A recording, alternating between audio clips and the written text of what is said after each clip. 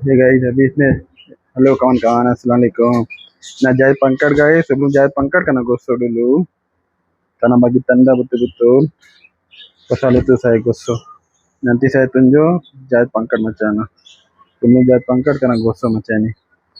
Kita tengok saya buat macam mana jahit pangkar.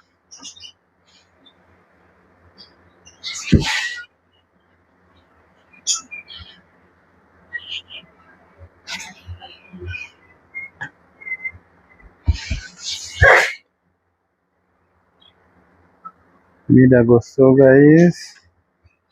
Bagi baju tuh, ada yang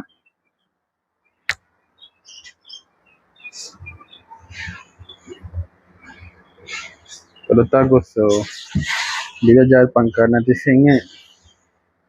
Kalau gosok betul-betul macam ni.